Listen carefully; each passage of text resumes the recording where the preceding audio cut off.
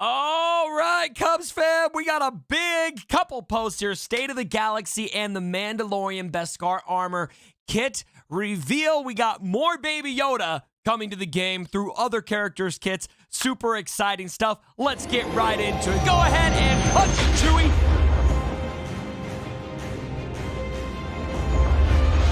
All right. So check this out, fam.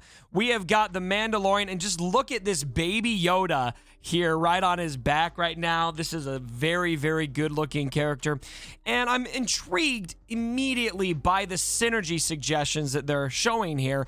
He only has the Scoundrel tag, no Bounty Hunter tag. I actually called that in the latest episode of Rogue Actions. I think that's going to be disappointing to some, but I think it makes sense from a lore perspective. He seems to have, by the time he gets all his Beskar armor, kind of abandoned the whole bounty hunter life in favor of protecting the child.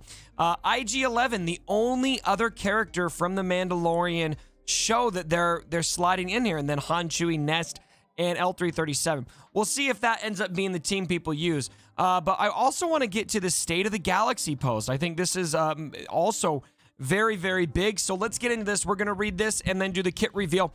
Buckle in, ladies and gentlemen. This is good stuff. All right.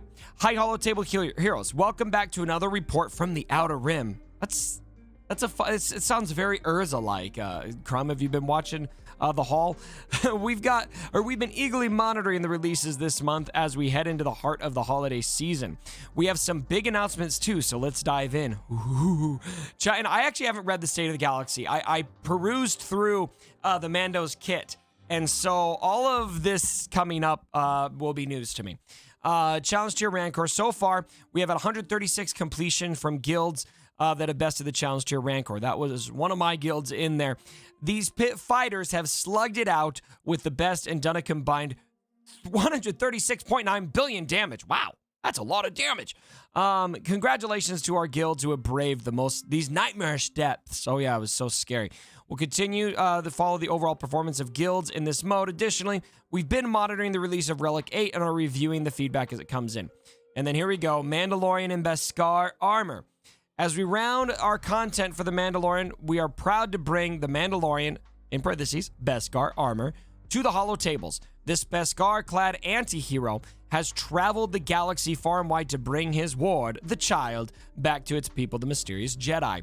The Mandalorian Beskar armor will be coming to you by way of a hero's journey. Follow him as he transforms from a member of the scum and villainy to a reluctant hero and foster father. Unlike other heroes' journeys, this special event will be immediately available in the journey guide forever. I think this is one of the coolest things I've ever seen them do, by the way. I haven't talked about this on the channel yet, but to have a brand new premier legendary character, journey character, be immediately available, they remove all of the rush to get those characters, remove that shard crunch, the panic farming, etc. I think is very, very cool. Doja Fett discussed the requirements on the Galactic War Report, and then swagaevents.com, you see a write-up. But this hero's journey, you will need 7 star versions of Greef Karga, Cara Dune, Quill, IG-11, and the Mandalorian. The brown armor version of the Mandalorian that was released back in April. There are, let's see, the only hard requirement is having the characters at 7 star, but we recommend having these characters at least level 85, gear 10, and at least 5 dot mods. The difficulty will be in line with other Heroes Journey events. So plan on it being difficult. If you're at those minimum requirements, you're probably going to want it to be harder. Darth Revan's event was pretty manageable on the minimal requirements. It took some tweaking, but most people were able to get it done, if I recall.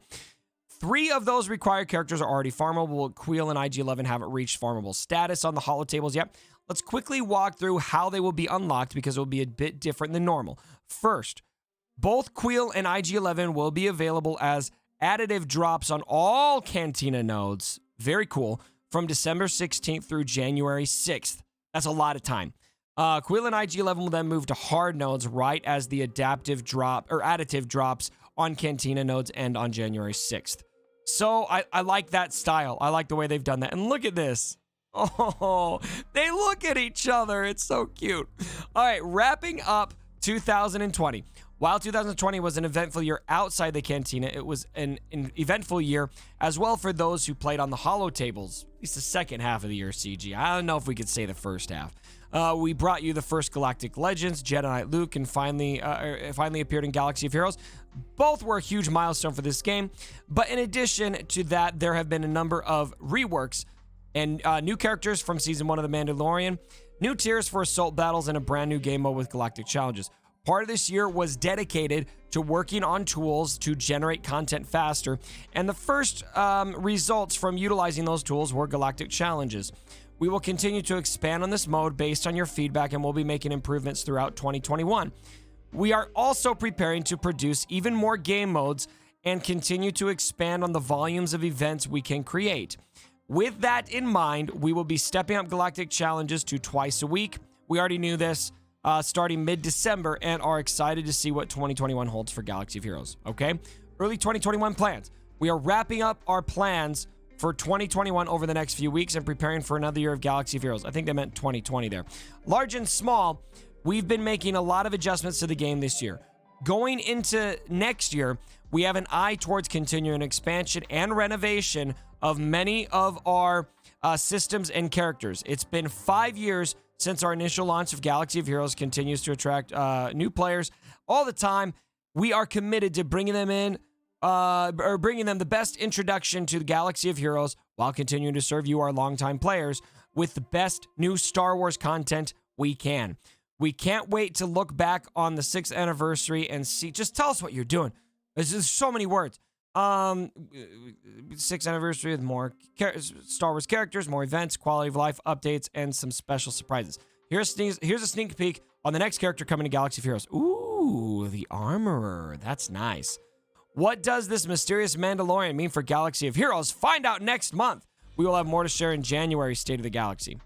Okay, I'm disappointed by this post. They told us everything we already knew and said there were big announcements, but I'll get over it. Okay, here's the kit. This is what I'm really excited for anyway. The Mandalorian, Beskar Armor, light side attacker, leader, scoundrel. Fearless scoundrel leader who hunts down enemies and protects his allies. Okay, Death Strike is his basic. Oh, and look at these new characters we got that we're fighting against. Deal physical damage to target enemy and inflict damage over time for 3 turns. If they were already debuffed, deal damage again. Okay? Special number 1, Discipline Setup. Ooh, there's the whistling birds. Final text. The Mandalorian Beskar Armor gains 1 stack of whistling birds for each enemy, max 20 stacks, and he may only use Swift Takedown the next time he uses an ability. Until the Mandalorian uses Swift Takedown, he can't assist or counterattack. He ignores stealth and taunt. Oh, ignores stealth. That actually makes sense for Mando, doesn't it? And I just realized I'm covering this up a little bit. I'm sorry to everyone who's already typing angrily in the comments. Until the Mandalorian uses Swift Takedown, he can't assist or counterattack. He ignores stealth and taunt, gains 1 stack of whistling birds whenever an enemy takes damage, max 20 stacks. Whistling birds last until Swift Takedown is used or the Mandalorian is defeated. And whistling birds is deal true damage to target enemy for each stack when using Swift Takedown. So it's going to do a lot of damage. That's pretty dope. That's pretty dope. I'm excited about how that's going to work. And then, oh, there's the child in his little pram. Oh, okay. Wonder of the Force, Special 2. Dispel all debuffs on Scoundrel allies and equalize all their protection. All Scoundrel allies recover 20% protection. Remove 20% protection from all enemies, which can't be evaded. Wow, okay. The Mandalorian and target other Scoundrel ally gain damage immunity for 1 turn, which can't be copied, dispelled, or prevented. Wow. And tenacity up for 2 turns. This ability starts on cooldown. And that's a cooldown of 4. Wow. This one was 4 as well. Wow. Okay. And then Special 3, Swift Takedown. Cooldown of 3. Inflicts healing immunity for 2 turns on all enemies. Deal physical damage to them and lose 1 stack of whistling birds for each enemy damaged this way. Deal true damage to target enemy for each stack of whistling birds. If target enemy is defeated by this ability, remaining whistling birds will damage the weakest remaining enemy. So it compounds based on how many people are there. I think that's going to be a pretty good ability. This attack can't be countered or evaded, and enemies defeated by this ability cannot be revived. This ability can only be used immediately after disciplined setup. And discipline setup is this one right here, which is why there's a cooldown of nothing. Interesting. Yeah. So it's like a 2-phase. So you do that, and then you do that. Okay. Interesting. I like the way this is functioning so far. It's simple, but formidable. Leader, Zeta. This is a Zeta. I think, let's see. Yep. So only 2 Zetas. Only 2 Zetas, it looks like. For each scoundrel ally at the start of the battle, scoundrel allies gain 5% max health, protection, and offense. Whenever an enemy takes damage, scoundrel allies gain 2% turn meter. Whenever an enemy takes damage, scoundrel allies gain 2% turn meter. That's pretty big, actually. This is a very simple leader ability, but my goodness, that's a lot of turn meter game. They are going to go. Interesting.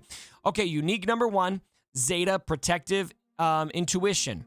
The Mandalorian is immune to ability block. I love that! And has 40% potency and tenacity. The first time each scoundrel ally falls below 75% health, the Mandalorian dispels all debuffs on himself, gains 1 stack of whistling birds, and takes a bonus turn. The cooldown of Wonder of the Force is reset.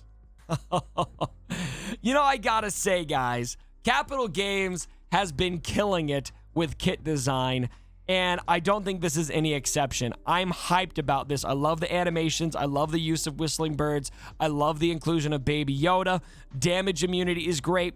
The way that whistling birds as a debuff or as a buff that the Mandalorian gains is really fun. I love the art here with Baby Yoda. There's so much to love about this. The only thing I don't love is I wish that they built him to work with all the existing Mandalorian characters if they were going to take the bounty hunter tag off of him, because if I'm not going to use him with the existing cast, I'd rather use him with my bounty hunters. So I don't know, guys. That's the only thing I don't like. But other than that, this is really, really good stuff. So let me know what you guys think about the State of the Galaxy and the Mandalorian and Beskar armor. Fill up the comments below. Like the video if you guys did enjoy it. And as always, my brothers, don't forget,